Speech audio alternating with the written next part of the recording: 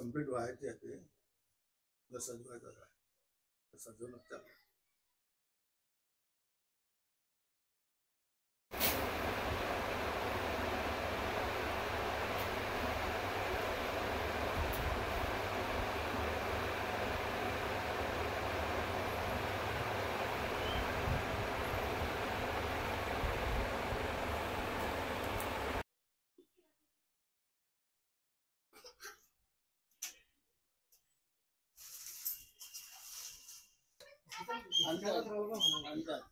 जात नाही.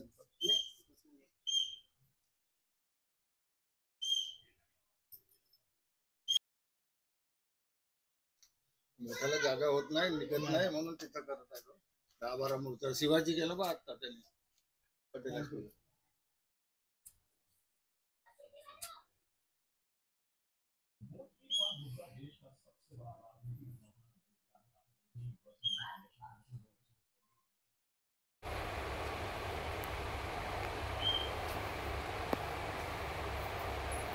किती सेकंदाचे?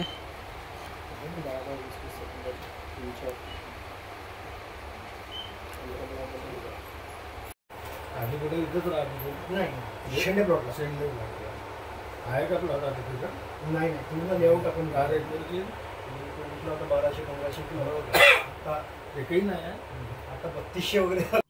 मी तसं तर माझ्या पप्पांना बघून लहानपणीपासूनच काम करत आहे, म्हणजे 4वी-5वी पासून. ते पण छोट्या छोट्या मूर्त्या बनवून बघत होतो मी, त्यातच इंटरेस्ट वाढत गेला माझा. मग थोडं मोठं काम चालू करायला लागलं, तर तसंच मला इंटरेस्ट वाढला आणि तेच लहानपणापासून करत आहो मी. कारण आता आजकालची पिढी आहे ती कसं सगळे आपले जे संस्कार आहे पहिलेचे जे पण काही आहे ते सगळं विसरत चालले आहे. ठीक आहे, त्याच्यामुळे कसं आपली परंपरा जी आपली पिढ्यानुपिढी चालत आहे ते मला असं वाटतं की आपण चालू द्यावं, ते विसरायला नव्हे आपली नवीन पिढी.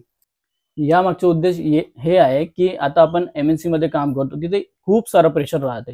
ठीक आहे, आणि कसं हे गणपतीची मूर्ती बनवताना आपलं प्रेशर पूर्ण टेन्शन खूप दूर होऊन जातो. आणि कसं मला लहानपणापासून हे इंटरेस्ट आहे की गणपतीची मूर्ती बनवणं, सजवणं याच्यात खूप इंटरेस्ट आहे. तेच मला असं वाटतं की म्हणजे MNC मध्ये पण जॉब करून आपण तिथे टेन्शन दूर करायसाठी आपण हे थोडं आपलं इंटरेस्टिंग काम करू शकतो, हे मला असं वाटतं. मला हे संदेश द्यायचा आहे की म्हणजे आपली परंपरा आपण जपावी.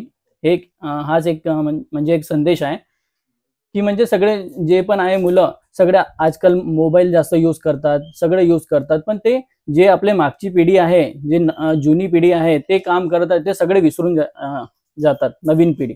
त्याच्यामुळे मला हेच एक हे आहे की म्हणजे गणपती जे आपण पिढी आम्ही बनवत आहोत संगमवार परिवार, तर ते मला समोर न्यायचं आहे. ते पण आपलं स्वतःचं काम करून, नोकरी करून पण मी करू शकतो असं आहे.